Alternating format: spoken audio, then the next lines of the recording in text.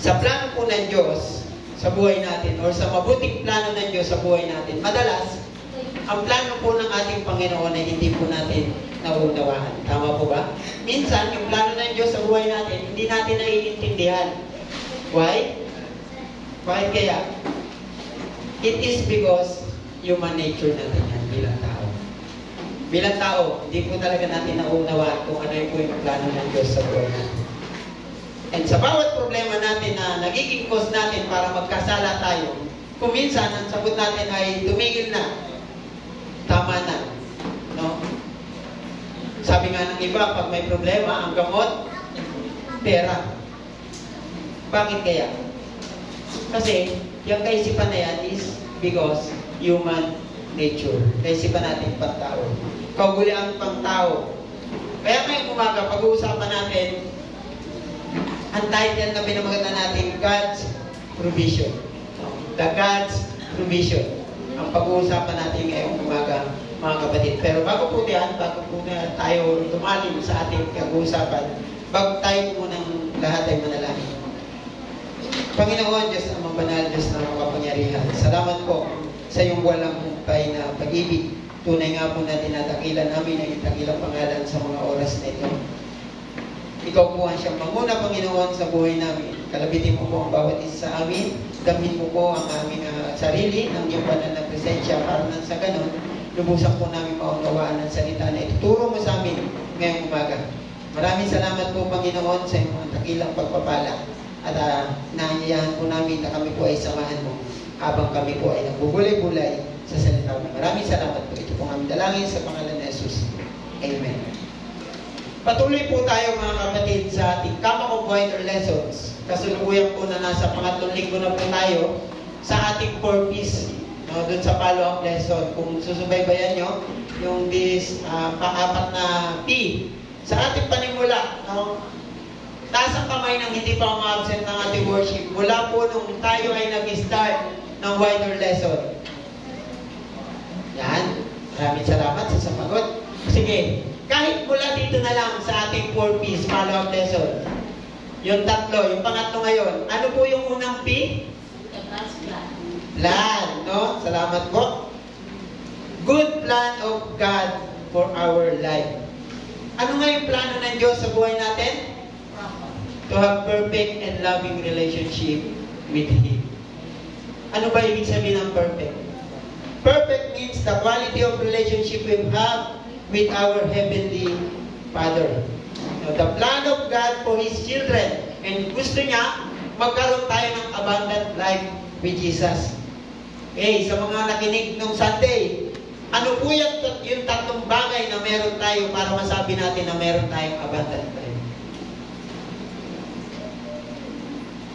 Ano po yung tatlong bagay na para masabi natin na meron tayong abundant life? Sinabi po yun last Sunday. Para po magkaroon tayo ng isang maganda o abundant life, is dapat meron tayong peace, joy, and contentment. Next, ano po yung pangalawang P? Problem. We are all sinners and we cannot save ourselves. And kadalasan, tayong mga tao, pag may problema, hindi na natin alam kung paano tayo uusan.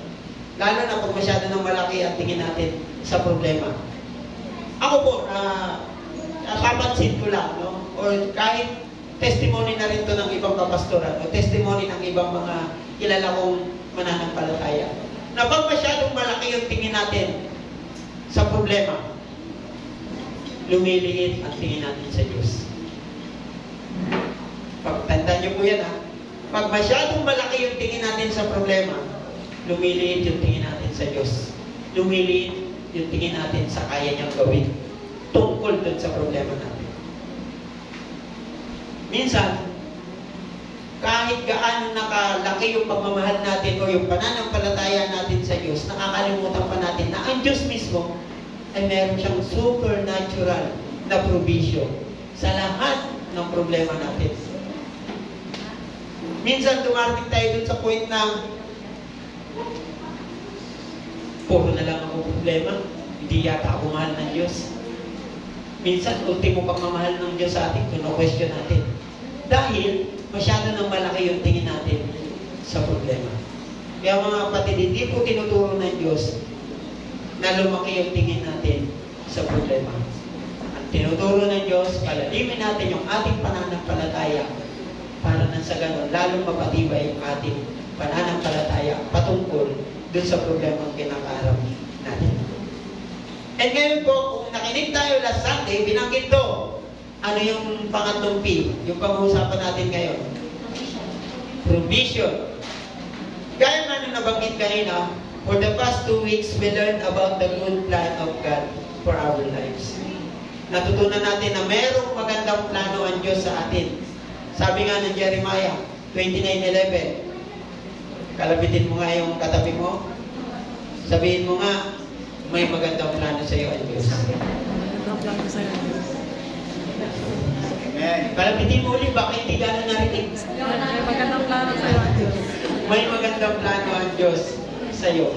Pagkatapos, kahit na may plano ang Diyos, impact, magandang plano hindi lang basta plano.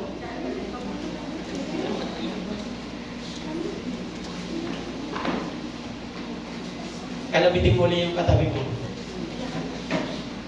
Ngunit, may problema. May kasalanan. May kasalanan. Yan. No, siguro naman, nagising-gising na tayo ngayon. Marami sa mga tao ngayon ay hindi nararanasan ng magandang plano ng Diyos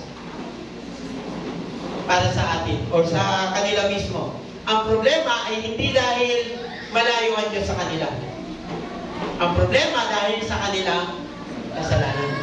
At dahil sa kasalanan, man separated from God.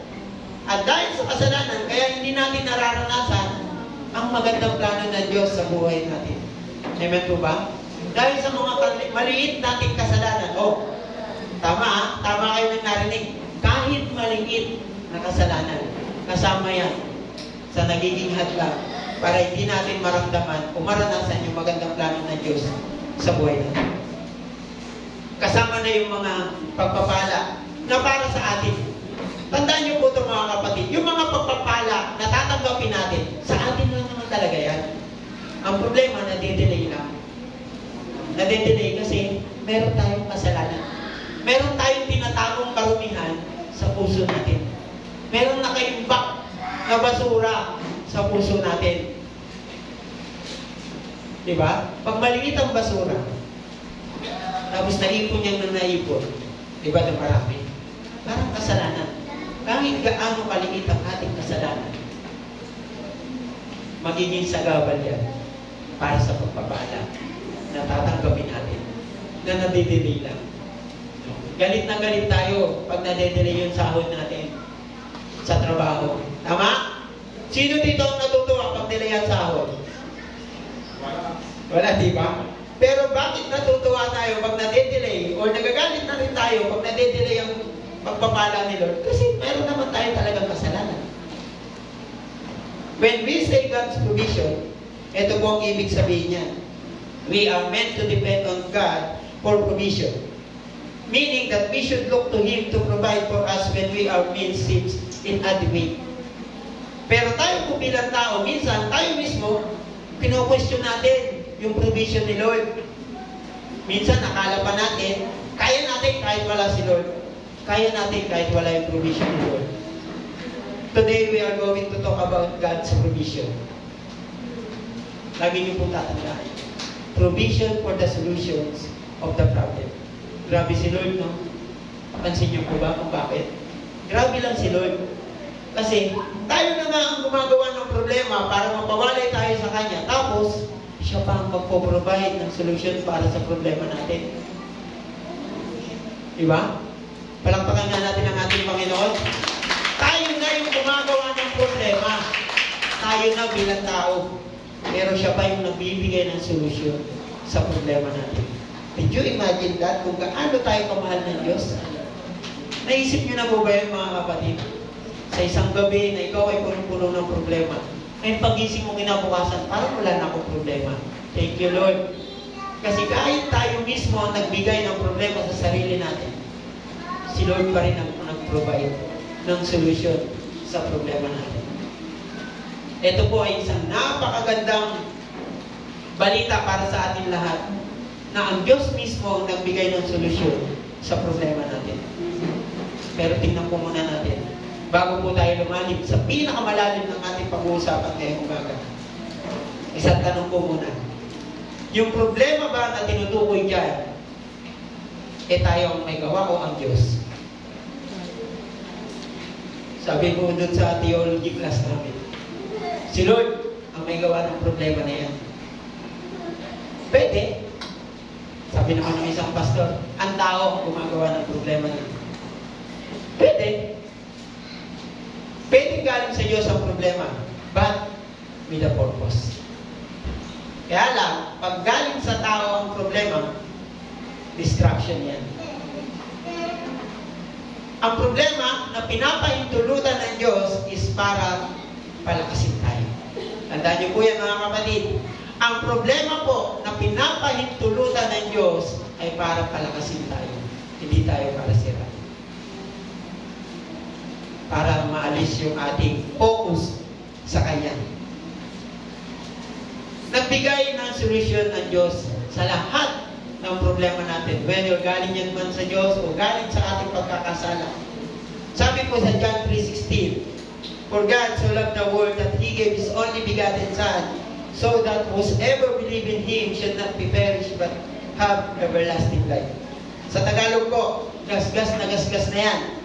Gayon na lamang ang pag-ibig ng Diyos, sabihin niyo nga po, sa sanlibutan, kaya ibinigay niya ang kanyang bugtong na anak upang ang sino mang sumampalataya sa Kanya ay hindi mapahamak pagkos magkaroon ng buhay na walang hanggan.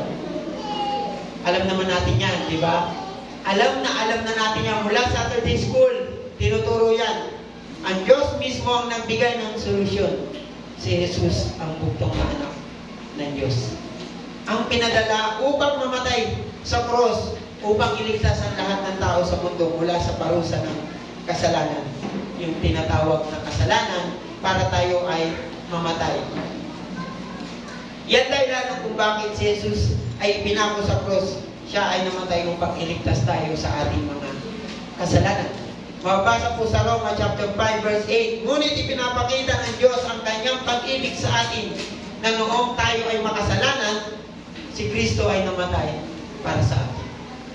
Sa ikalawang Korinto po, chapter 5 verse 21, sinabi po ni Pablo, sabi niya dyan, "Hindi nagkasala si Kristo, ngunit alang-alang sa atin, siya ay itinuring ng makasalanan upang sa pakikipag-isa natin sa Kanya ay maging matuwid tayo sa harap ng Diyos." Ito ay nangangahulugan na si Jesus ang isa na hindi kailanman nagkasala.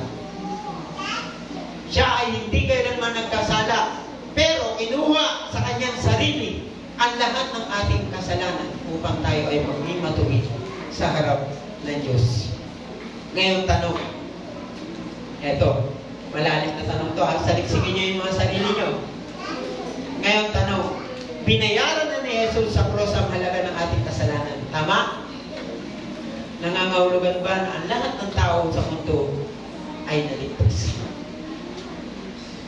Nung pinagbubulay-bulayan ko ito itong salita ng Diyos, sabi ko, kung iisipin mo, binayaran na ng Diyos ang ating mga kasalanan. Ibig sabihin, dapat ligtas na tayo. Ngayon, ulitin ko po yung tanong, nangangahulugan ba ang lahat ng tao sa mundo ay naligtas? Sumasagot. Ang sagot ko ay hindi. Hindi lahat ay maliligtas dahil hindi lahat ay naniniwala kay Jesus. Hindi lahat nananampalataya sa Kanya. Hindi lahat nagbabalik loob sa Kanya. Ang panghalip po na whosoever sa John 3:16 ay nagpangyari sa mga maliligtas. Nangangahulugan po ito na ang maniniwala at tumatanggap lamang kay Jesus bilang kanilang tagapagligtas at Panginoon ang maliligtas. Ano ba sabi ng John 1:12?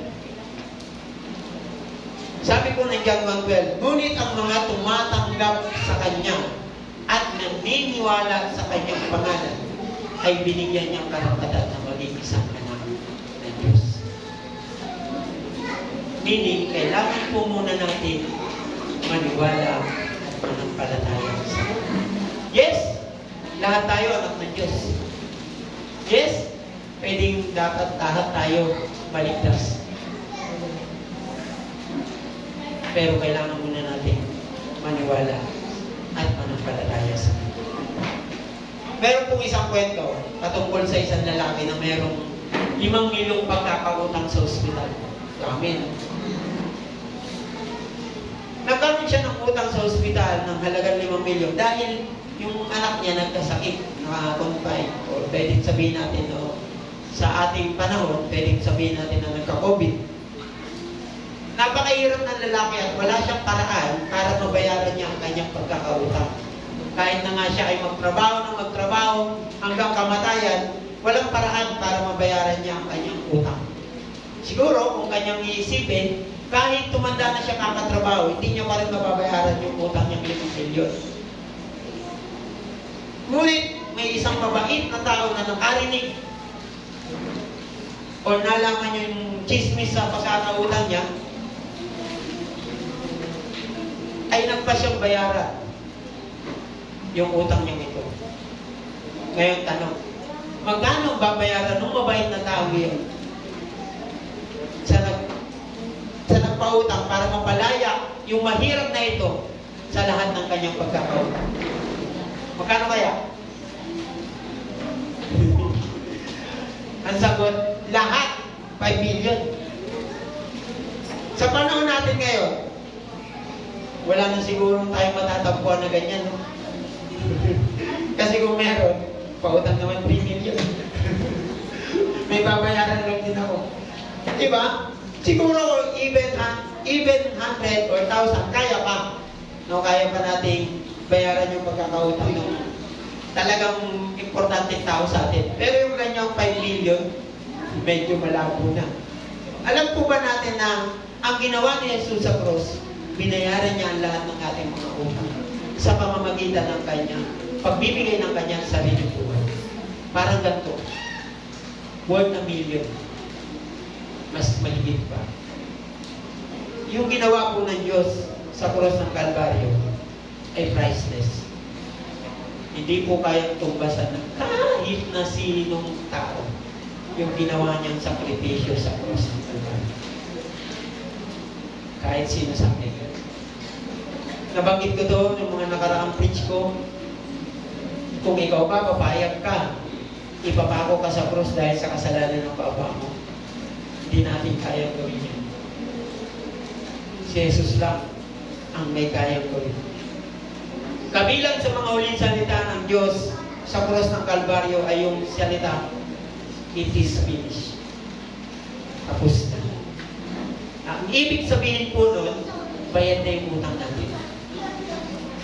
Ang kanyang kamatayan sa cross ay ang buong bayad sa lahat ng ating mga kasalanan. Ngayon, binayaran na ni Kristo ang ating mga kasalanan. Ang mga gustong tumanggap ng kapatawaran at matatanggap ng kaligtasan ay dapat manampalataya sa Kanya. Last Sunday po, napakaganda ng mensahe ng Youth and Young Pro Fellowship. Kasi nandito po ako. Sabi po ni Pastor Vlad,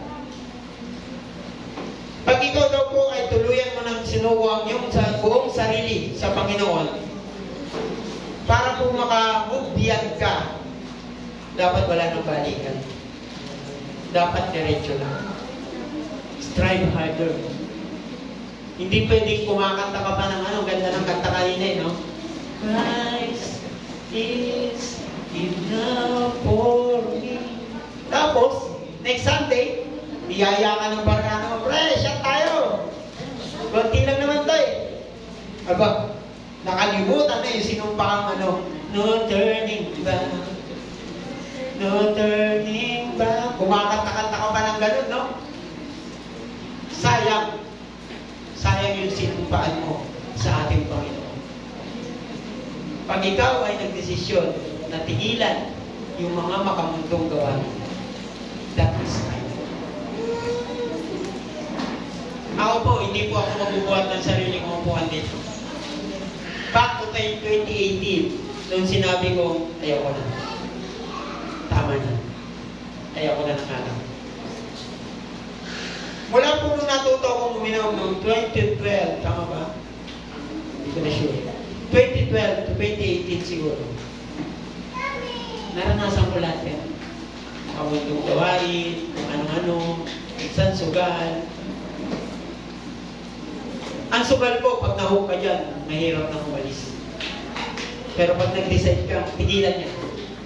2018 po, nung nag-attend ako ng Old Key, nag-decision po ako na tama na. Tama ng alak, tama na ang lahat. No turning back. Kasi sayang yung sinumpaan mong sumpa sa ating Panginoon. Pag ikaw ay nagdesisyon para makamove beyond ka, dapat panindigan. Pag sinabi mong ayaw mo na ng alak, ayaw mo na. Let your yes be yes, and let your no be no. Pag sinabi mong ayaw, ayaw na. Anyway, back to our topic today. Ang mga gusto pong tumanggap ng kapatawaran at makatanggap ng kaligtasan ay dapat manampalataya sa Kanya. Ganito ang mababasa natin sa sinabi kanina. Salamat sa nagbasa. Sa Acts chapter 4 verse 12. At walang kaligtasan sa kanino man, sapagkat walang ibang pangalan sa silong ng langit na ibinigay sa mga tao kung saan tayo dapat baligtas. Wala pong ibang paraan upang tayo ay baligtas. Lagi namin itong sinasabi, ang pananampalataya mo ay hindi kayang iligtas ang nanay mo. Ang pananampalataya mo, kapatid, ay hindi pwedeng mailigtas yung kapatid mo. Ang pananampalataya mo, hindi pwedeng mailigtas yung asawa mo. Kahit kaano mo pa yan kamahal. Ang kaligtasan natin ay tayo lang ang pwedeng gumawa. At hihingi natin ang ating kaligtasan sa pangalan ng ating Panginoon. Sa pamamagitan lamang ni Jesucristo. Dahil siya lamang ang nagbayad ng halaga ng ating mga kasalanan sa krus ng Kalbaryo. At kung tutusin, sa Kanya lang tayo may utang. Tama? Kung may utang ka kay Pedro, hindi ka pwedeng magbayad kay Juan. Kay Pedro ka lang magbabayad. At dahil sa ginawa ng ating Panginoon, tayong may utang sa Kanya. Pero hindi niya tayo sinisingil. Ang gusto niya lang, manampalataya at manalig tayo sa Kanya. Sabi ko, sa John 14:6, sinabi din kanina, ako ang daan ng katotohanan at ang buhay. Walang makaparoroon sa Ama maliban sa pamamagitan ko. Ngayong tanong, ano ang dapat nating gawin para makatanggap ng kaligtasan? Ano kaya? Pinanggit na natin kanina. Ano ang dapat nating gawin para makatanggap ng kaligtasan? Manampalataya sa Kanya. Kailangan nating maniwala at tanggapin si Jesus sa ating buhay. Ang kaligtasan po ay isang regalong libre. Hindi niya tayo sinisingil. Wala tayong bayad sa kaligtasan na binibigay niya. At kailangan natin ito tanggapin sa ayaw natin at sa gusto. Dahil nandito po tayo bilang isang tao dahil sa pagpapakapako ng Diyos ng Jesus sa cross ng Kalbaryo. Huwag niyo pong kalilimutan yan. Nandito po tayo bilang tao kahit na tayo ay makasalanan dahil binayaran na ni Jesus ang ating mga kasalanan sa cross ng Kalbaryo. Biyaya po yan ang ating Panginoon. Sabi po sa Efeso chapter 2 verse 8 to 9, sapagkat sa biyaya kayo'y naligtas sa pamamagitan ng pananampalataya at ito'y hindi sa inyong sariling gawa. Malaki po ang pagtatalo ng ibang sekta pagdating po yan sa sinasabing salvation. At kung pag-aaralan nyo yung ibang relihiyon, no, yung word religion and cults, iba-iba sila ng paniniwala sa tinatawag na salvation. Yung iba, gumawa ka lang ng mabuti, maliligtas ka na. Yung iba, mabuti ka lang sa kapwa mo, mabuti ka lang sa mga magulang mo, maliligtas ka na. Pero po tayo, ang pananampalataya po ang kailangan natin para po sa ating kaligtasan. Kahit gaano pa yung ginagawa nating kabutihan sa ating kapwa, kung hindi naman tayo nananampalataya at nananalig sa Kanya, hindi rin po tayo maliligtas. Tandaan po natin ito mga kapatid, hindi po tayo maliligtas ng ating relihiyon. Hindi po tayo kayang iligtas ng ACCS. Ang kaligtasan po ay sa ating pananampalataya. Kahit ng kama ko, na kinabibilangan natin denomination, hindi tayo kayang iligtas niya. Yung sarili lang po nating pananampalataya. Tayo ay maliligtas sa biyaya at habag ng ating Panginoon dahil sa ating pananampalataya sa Kanya. Kung kayo po ay tatanungin, no, bigyan niyo po ng katahimikan yung sarili. Tingin niyo po yung inyong mga mata. Saglit lang, para hindi tayo makatulog. Tingin niyo po yung inyong mga mata saglit. Natanggap mo na ba ang kaloob na kaligtasan? Kung ang sagot mo ay hindi pa, pwede kang pumikit. Pwede kang pumikit at manalangin. Banggitin niyo po, no, mga kapatid, no? Napakasarap pong manalangin na tinatanggap natin si Lord bilang ating personal na tagapagligtas. Kung akala po natin hindi pa natin natatanggap yung ating kaligtasan. Kung akala po natin punong-puno tayo ng karumihan, try po natin ipigil ang ating mga mata at manalangin. Sabayan niyo po yung panalangin aming babangitin. Kahit sa sarili nyo na lang, o pwede nyo i-voice out, pwede nyo banggitin, ang tahimik, malakas, banggitin nyo po yung panalangin. Panginoon, tunay nga po na Ikaw ang may hawak ng buhay ko. Dinadakila at sinasamba po kita, Panginoon. Ako po ay nagkasala sa mga bagay na hindi ko sinasadya at sinasadya. Panginoon, pakalinisin mo po ang aking buhay, kaisipan at ang buong kong kamalayan. Mula po sa araw na ito, hinihiling ko po at pinapapasok na sa buhay ko ang pag-aari. Ikaw na po ang siyang mamuna sa buhay ko. Tinatanggap na po kita bilang aking personal na tagapagligtas at manunubos.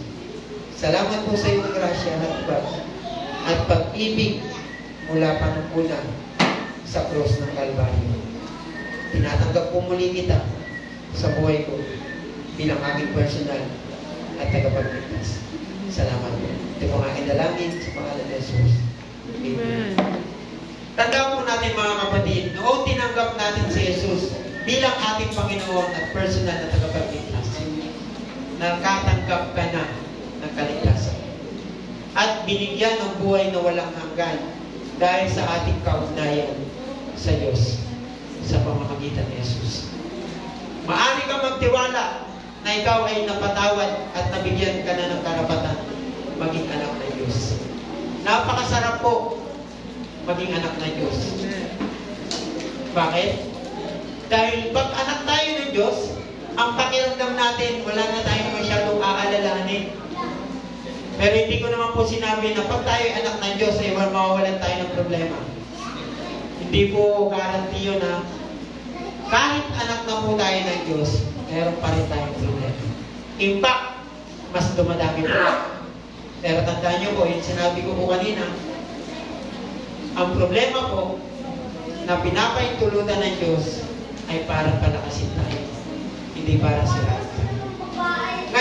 ikaw ay anak na ng Diyos at nakatitiyak sa ating kaligtasan, ang Diyos ay may misyon para sa iyo.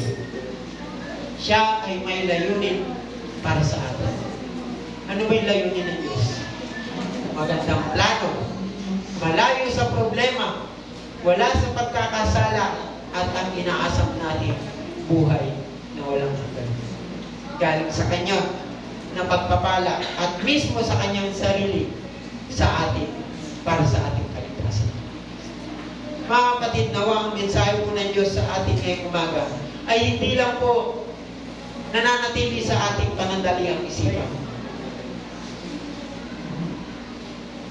Nawa patuloy nating maramdaman ang ibinigay niyang kaligtasan sa atin. Huwag nating sayangin, no? Yung ginawang sakripisyo ng ating Panginoon sa krus ng Kalbaryo. Every time po na gumagawa tayo ng pagkakasala, nasasayang yung ginawang sakripisyo ng Diyos sa buhay natin. Tandaan natin na siya ang nag-iisang Diyos na provision natin sa mga problema. Tandaan natin na may magandang plano ang Diyos sa buhay natin. Ang problema nga lang, tayo mismo ang lumalayo sa Kanya. Maraming dahilan para mapawalay sa Panginoon, pero nag-iisa lang ang sagot para sa lahat ng yan. Ang pangalang Jesucristo ang kailangan natin. Sa ating pong pagtatapos ng mga kapatid, tandaan po natin ito. Una po, ang kaligtasan ay libreng pinagkaloob sa atin. Kahit kailan wala po tayong binabayaran. Kailangan lang natin. Maraming magandang plano ang Diyos sa atin. Yan po yung pangalawa. Maraming magagandang plano ang Diyos sa buhay natin. Maraming blessings na maparating sa atin. Basta, malayo lang tayo sa tinatawag na kasalanan. Basta natitiwala lang tayo at nananampalataya tayo sa Kanya. And lastly, kahit gaano kalaki sa tingin natin ng problema, mas malaki ang Diyos natin. Amen? Palakpakan po natin ang ating Panginoon. Salamat po magandang umaga po muli sa ating lahat.